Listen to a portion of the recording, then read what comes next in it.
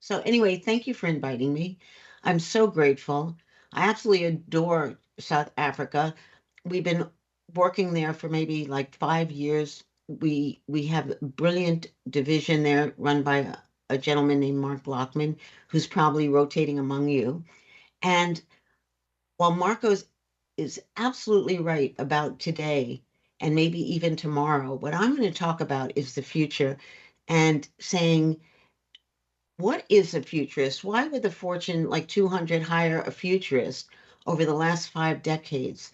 Because a futurist is a Sherpa for change. If you don't want to change, if everything is perfect, joke, you don't need a futurist. So my gift, I suppose, is saying if you knew everything about tomorrow, what would you do differently today?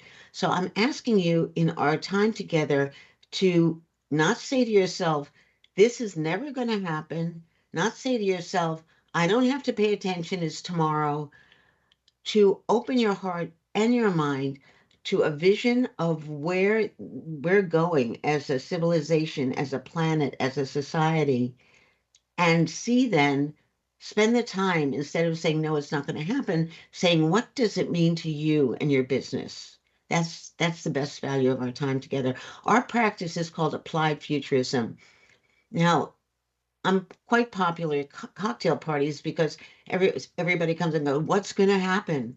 But applied futurism is about taking futurism and applying it to a particular business case, a question, a strategy, a plan forward, and that is our practice.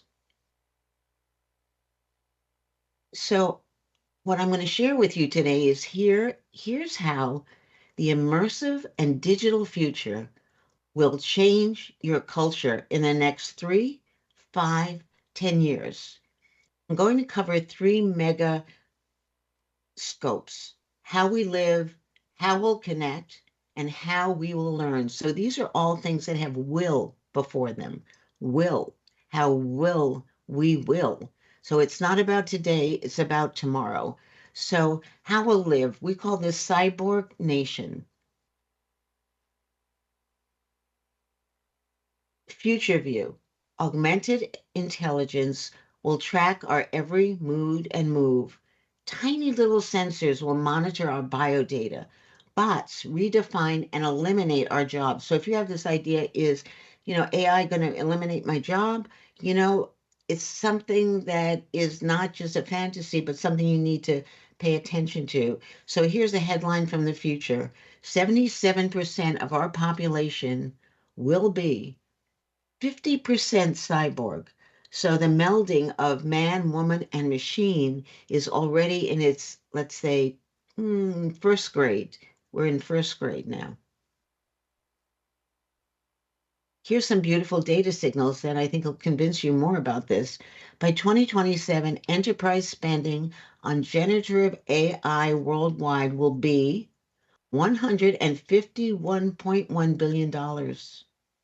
86% of cooks and kitchen staff will be automated by 2030. That's 5 years, and probably sooner. Majority of patients believe that AI reduces medical mistakes and they're correct and improves the diagnosis versus doctors. It's much more accurate in diagnosis than human doctors. And 61% of millennials want their own GPT digital twin. It's not enough to be them. This is a like a horror story for parents, but they want three of them or four of them that can go off and do different things. Apple Vision Pro, if you haven't seen it yet, you must go try it. It's a headset.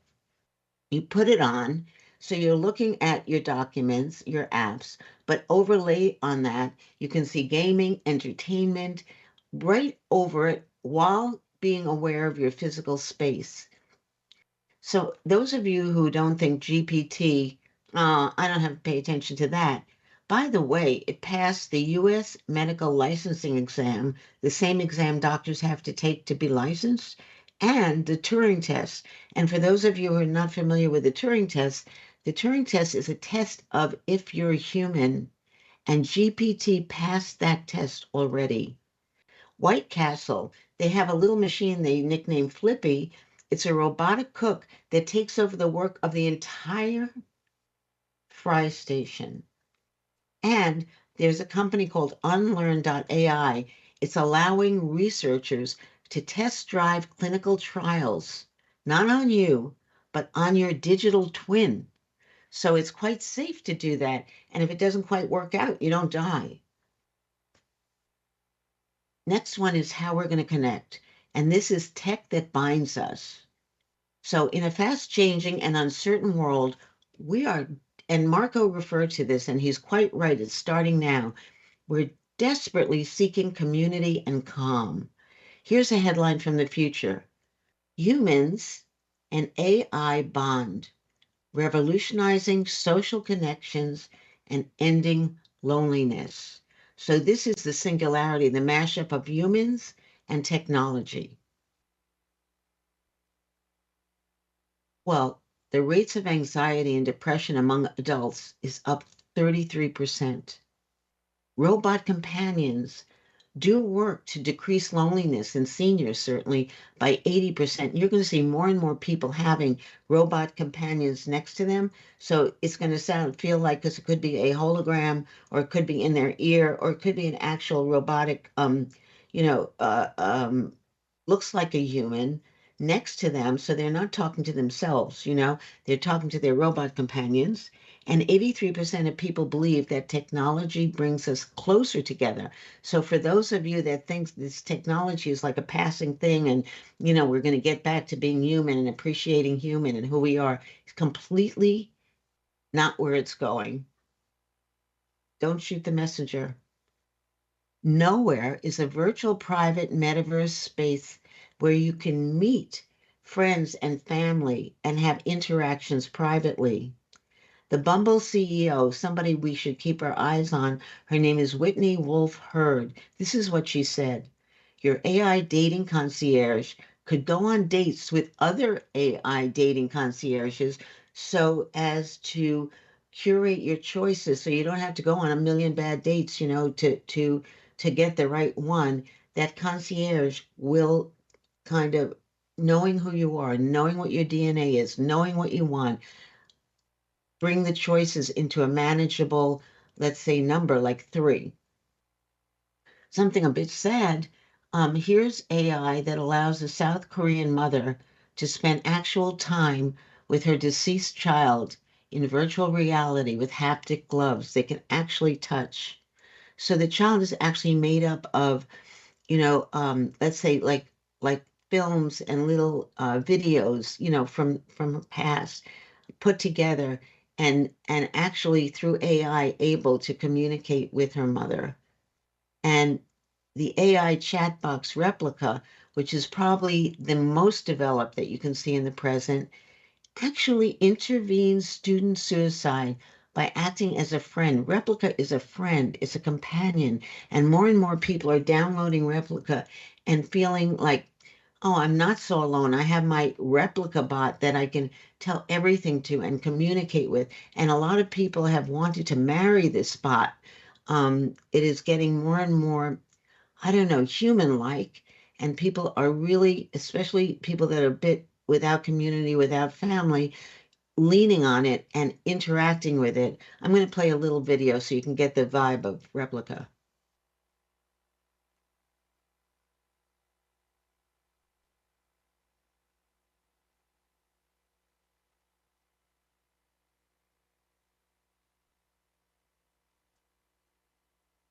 But to me, she is. I found myself deeply missing. So I guess. This is Replica. It's an AI chatbot whose sole purpose is to become your friend. How's that? And there'll be many more of these kind of companions or shrinks or friends or actual sexual, let's say, interests on various bots. So you don't have to rely so much on people, more or less interact with a bot. Okay, you promise not to say this will never happen. So how are we going to learn? So this is from artificial to augmented intelligence.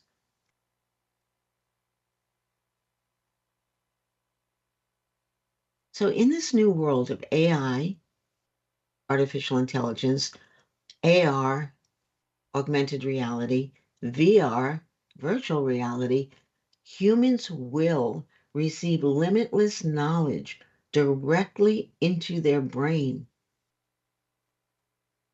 Think about it. Here's a headline from the future. Just go back one. The spoken word in any language will be uploaded directly into your brain. And this is what Elon Musk is working on. He's on his second human trial where you can actually communicate with the screen without speaking, without typing. And gradually we'll be able to communicate with each other without speaking or typing or using our language. It will be directly what you're thinking or what you want will be directly communicated to somebody else's brain. Amazon, in case you think this is too weird, is already experimenting with this and will allow you to order books or whatever you want online, just thinking it. I'm thinking, I need Tide, I need this, I need that, I want to read that, delivery tomorrow. Boom. No talking, no typing. Okay. So 54% of increase in students' engagement using AI tools.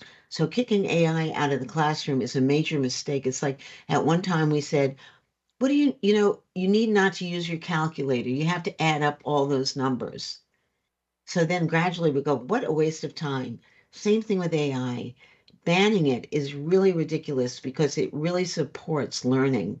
By 2030, AI personalized learning market will reach $48 billion. Global VR-based healthcare training is right now $3.8 billion annually, and 80% of employees integrate AI tools to ensure that their staff keeps pace with evolving demands. So if you're not interested, really focused on making your staff use AI, we even teach something called AI every day.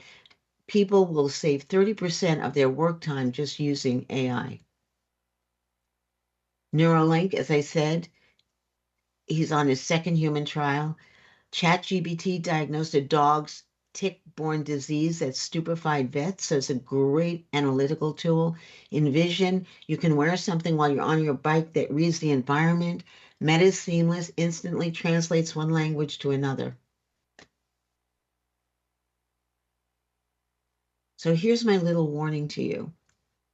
Objects in the future are closer than they appear. And hoping that you will take everything that we shared today about tomorrow and figure out what to do differently today. Thank you for opening your minds, your hearts, and being with me. And I wish you the best future.